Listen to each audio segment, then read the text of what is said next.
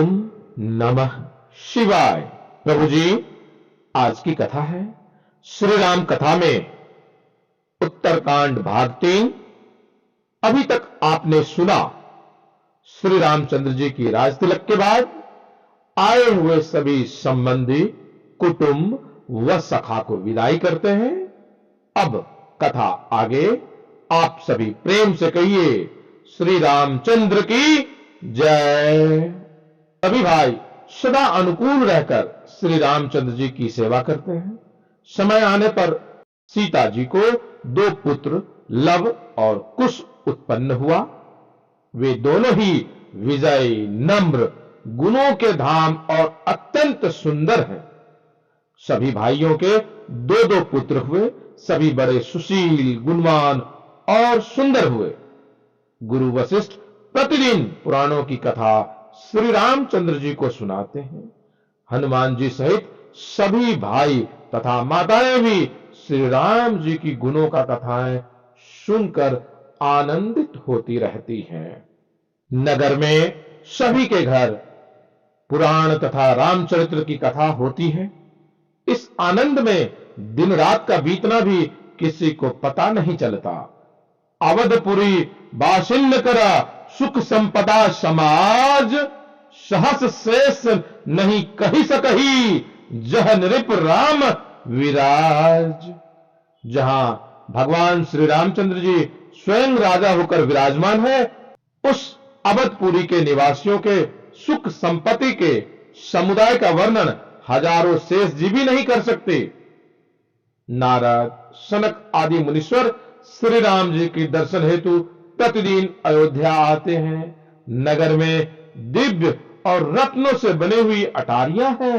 अति रमणीय लग रहा है। प्रभु जी, चारों चित्रशाला गृह गृह प्रति लिखे बनाए, रामचरित्र जे निरख मुनि, ते मन ले ही चुराए। घर घर में सुंदर चित्रशालाएं हैं, जिनमें श्री राम जी के चरित्र बड़ी सुंदरता के साथ संवार कर अंकित किए गए हैं। जिन्हें मुनि देखते हैं तो वे उनके भी चित्त को चुरा लेते हैं। मोर, हंस, सारस, बगीचा, सरयू का किनारा और वहां बने अनेक मंदिर अति शोभनीय है।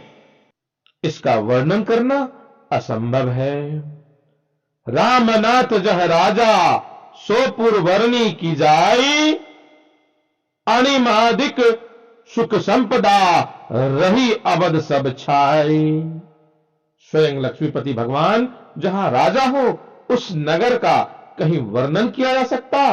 अणिमा आदि 8 सिद्धियां और समस्त सुख संपत्तियां अयोध्या में छा रही है।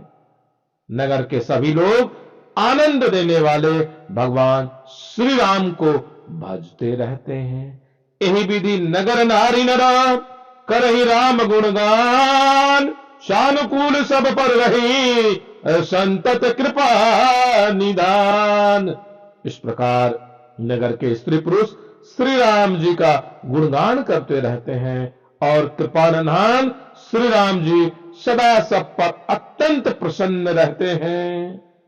एक बार भाइयों सहित श्री राम जी परम प्रिय हनुमान जी को साथ लेकर उपवन देखने गए। वहां सुअवसर देख सनकादि मुनि आ गए।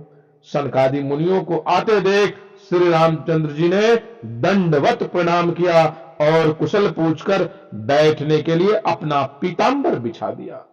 मुनियों ने प्रभु की अनेकों स्तुति की, बार बार स्तुति करी।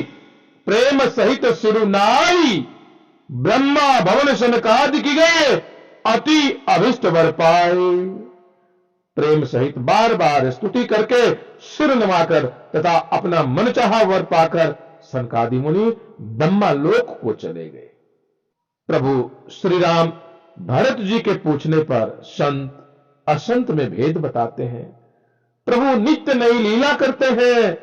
नारद जी अयोध्या नित्य आते हैं और ब्रह्मलोक में जाकर श्री राम जी की कथा सुनाते हैं।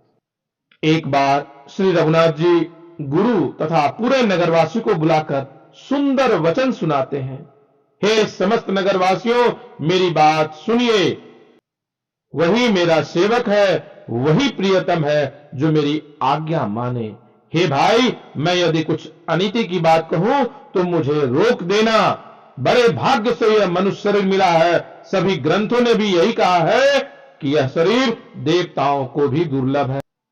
यह साधन का धाम और मोक्ष का दरवाजा है। इसे पाकर भी जिसे परलोक न बना लिया, सो परत्र दुख पावई, सिर धुनी धुनी पछताई, काल ही कर्म ही ईश्वर ही मिथ्या दोष लगाए।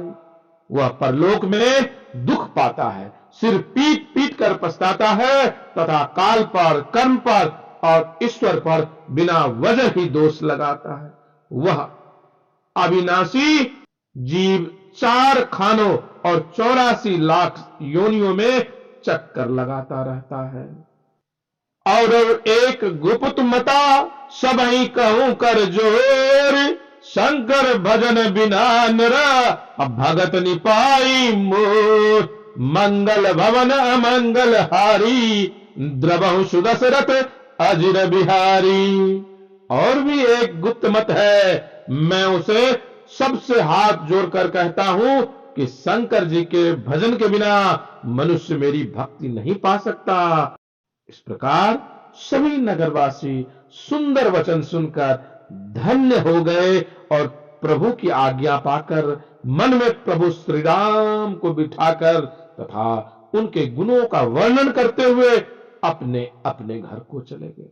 प्रभु जी आज की कथा यही विश्राम देते हैं। आगे की कथा पुनः आगे। आशा करते हैं आपको कथा में आनंद आ रहा होगा। प्रभु जी कमेंट्स में जय श्री राम के साथ शिवा यात्रा दर्शन को लाइक, शेयर, सब्सक्राइब एवं फेसबुक व इंस्टा को फॉलो अवश्य कीजिएगा। मिलते हैं अगली वीडियो में, तब तक के लिए ओम नमः शिवाय।